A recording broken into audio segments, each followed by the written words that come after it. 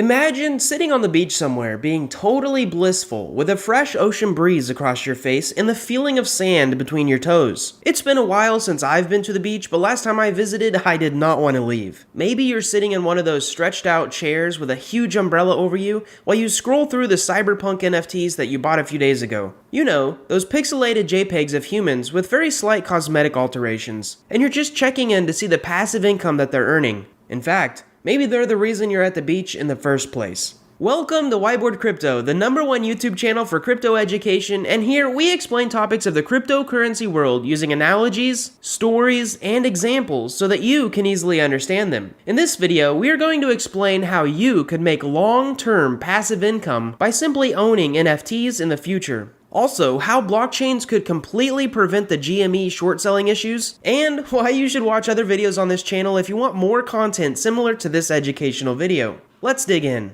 First of all, what is an NFT? Now, we actually have an entire NFT video that breaks down what they are and how they will eventually replace car titles and house deeds on the blockchain one day. But we'll give you a quick summary here. So NFT stands for non-fungible token, which is basically a fancy way of saying that it's a unique token that cannot be duplicated and is special in some way. Most of the NFTs you probably know about are simply digital art NFTs, where you think that the token is a piece of art. It's not. The token ID is paired with an image URL on a third-party website like OpenSea, where basically they say that the token represents the image. Although there's truly technically no image data on the actual blockchain, the token ID is simply a pointer saying, I represent that image over there. And then the actual image file is uploaded to a server that could easily change the image if they wanted to. The thing is, NFTs can be so much more than just art though. For example, I said it could be house deeds or car titles, and even domain names like whiteboardcrypto.eth is an NFT. It's a token that I hold that is unique, so there's no other token out there like it. So now that we've kind of brushed you up on what NFTs are, let's explain how they can be used to earn passive income. If you're new to this channel, we absolutely love using examples, and in this example, we're going to be using our YouTube channel. For starters, you should know that each video on this channel is monetized, and that means that YouTube ads play before each video. When they do, advertisers pay Google, who then takes a cut and then gives us the rest. Now let's say I made an NFT of each video on this channel. I could sell them individually, and then I could also promise that whoever owned them would get 20% of the revenue from that specific video's ad income during the past month. For example, if the video got around 20,000 views and it earned $100, then whoever held the NFT would be given $20 worth of USDC coin for that month. And this would continue forever, so if the video made $5,000 in the course of a few years, 20% of that would be paid out to the holder. Now in this example, the 20% is arbitrary. We could make it 100% or 2%,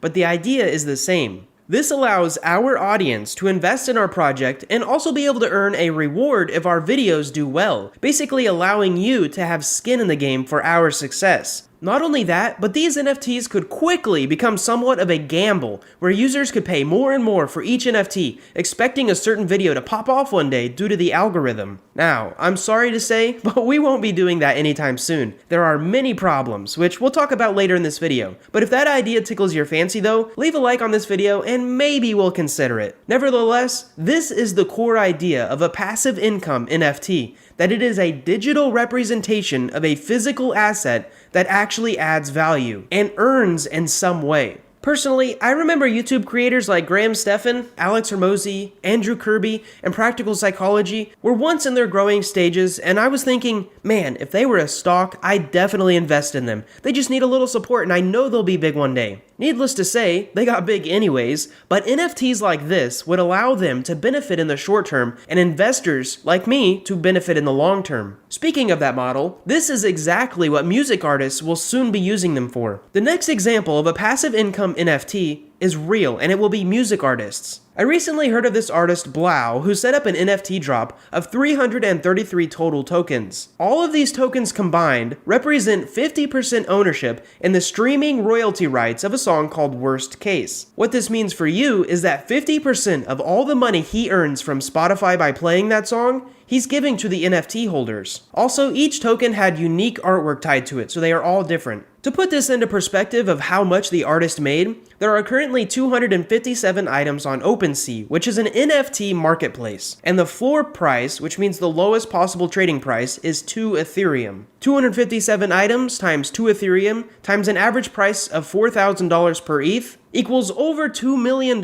for half of his streaming royalties. Now, I will say, this doesn't mean he earned all of that though. He only got the proceeds from initially selling them. One trick that these artists can implement is to add a transaction fee to each NFT that gets rerouted back to the artist's wallet. For example, Blau could add a 5% trading fee so that if $100,000 of his NFTs got traded this month, $5,000 of it would be deposited straight into his wallet, simply for the NFT being traded. So to summarize, the NFT holders will be earning passive income, but the artists will also earn passive income for their works. And don't forget about the other 50% of the royalties that Blau gets to keep for himself. I personally think this technology will revolutionize the way artists are created and promoted. However, I would love to know your thoughts, so leave a comment down below. Real estate is another great example. What if an entire apartment complex was turned into 100,000 NFTs? Where each NFT holder earned a percentage of the complex's profits. This way, you wouldn't need to have $100 million to invest in these high-return buildings, but could join for fractions of that. Now, I don't know if this will ever happen, but it is fun to think about the endless possibilities of NFT technology. Even more so, what if the apartment complex started its own DAO, where NFT holders could vote on changes, like whether to allow smoking or not, or who to accept to rent to, or even which janitor to hire. Stuff like this is actually already being done, but that's more about how DAOs work than passive income NFTs.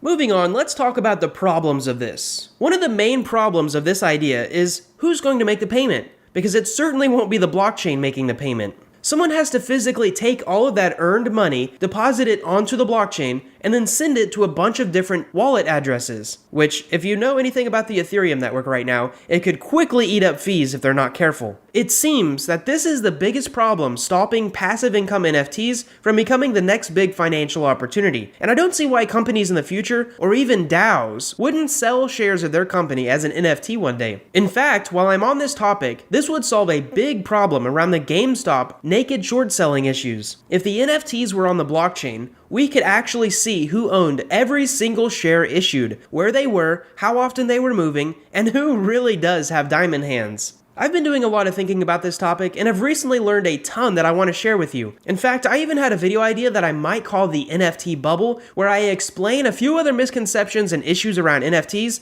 but you'll have to hit that subscribe button if you want to be around for that video. As we end this video, if you haven't already checked out whiteboardcrypto.com yet, get yourself right over there and sign up to our mailing list. We actually have a weekly newsletter with a list of a bunch of places to invest in DeFi ranked by the highest APY, and we call this Rate Update, as well as a free DeFi for Beginners guide that people have really been loving. Anyways, as we end this video, we want to thank you for watching. We hope you enjoyed it. We really hope that you've learned something. And most of all, we hope to see you in our next video.